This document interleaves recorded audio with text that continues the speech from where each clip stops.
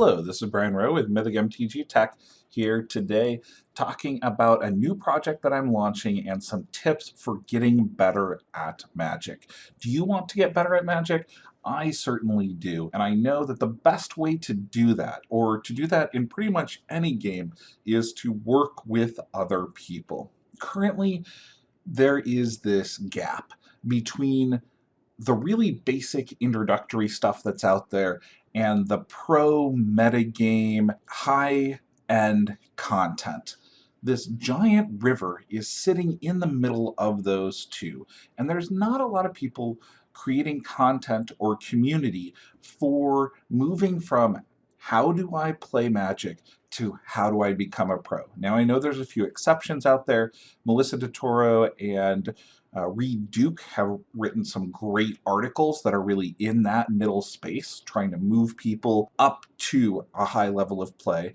And Limited Resources has done some of the best work when it comes to draft specifically, of getting over that very daunting river that is in the middle of, I know how to cast spells, and metagame really matters, super high-end play. What I've done here is, in cooperation with a few other people, put together a public Facebook group that has a focus of creating an open, inclusive place for people to discuss Magic the Gathering strategy, rules, and skills. A place where we can each learn from each other. It is intended to be welcoming to new players and pros alike. The idea is, a lot of the other Magic places we go, they have selling, trading, altars, all this other really good stuff. But if you actually want to learn about Magic, you have to sift through all of those things. The other thing is that some of the more competitive communities are definitely not welcoming. I'm not going to call any of them out, but as a new player jumping into the game, people can be a little bit trollish. So I've got an admin group that is ready with their troll guard to talk to people, to make sure that we're actually helping people improve and having a positive atmosphere there, so that new players and those who are grinders who really want to make it to the next level are encouraged with positive feedback, constructive criticism while they're learning. I started this a few weeks ago and invited a few people, and the threads have just been amazing. One of the earlier threads we had was on different acronyms or mnemonics for Magic the Gathering. How many of these do you know? Take a second, pause, see if you can figure out what they are, what they're related to. I learned from these significantly. I only knew 2 of these going into the group. The first one is bread. It is bombs, removal, evasion, aggro, and dredge. When drafting, you really first want to look, are there crazy cards that are going to be game-winning by themselves, like a Sword of Fire and Ice? Then look for removal. Make sure you can control the board. Next, look for evasion, flying, shadow, ways to get your damage through, and then aggro.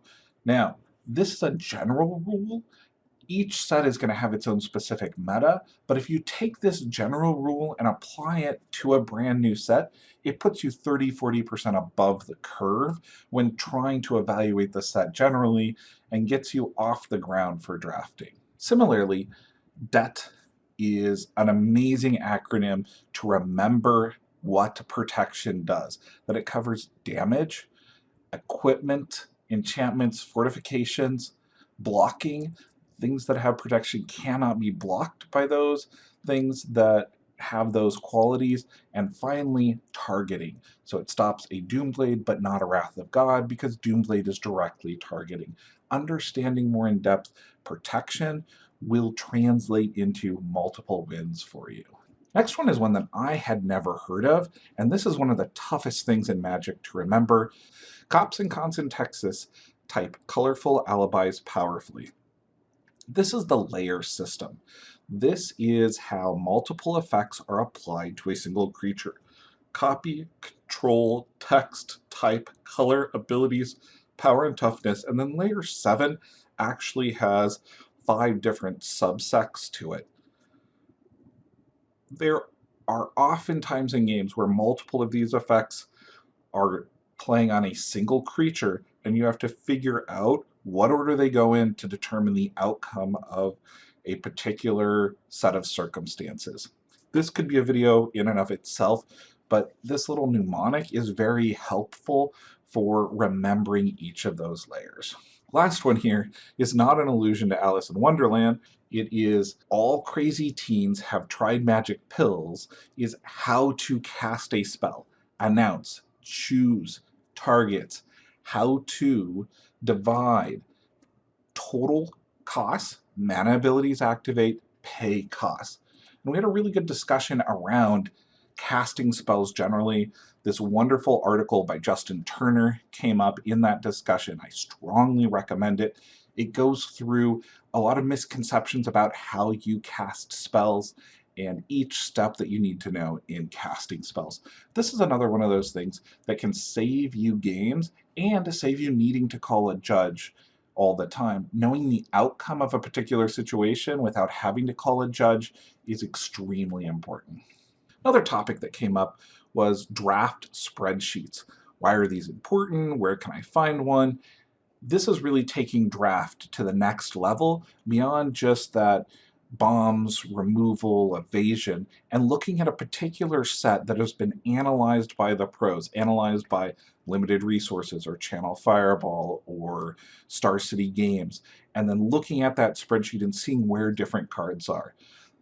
That's a skill in being able to read those, evaluate those, and then figure out when the spreadsheet doesn't apply. Are there synergies in the current set that are more important than the particular value of a card?